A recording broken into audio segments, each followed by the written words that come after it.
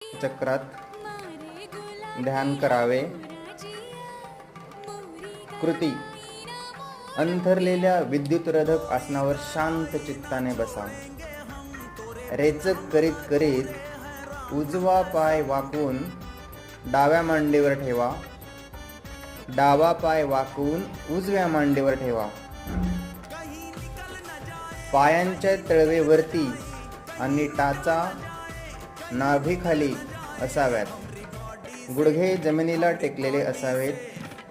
डोके, मान, छाती, पाठीचा कणा वगैरे संपूर्ण भाग सरळ व ताठ असावा.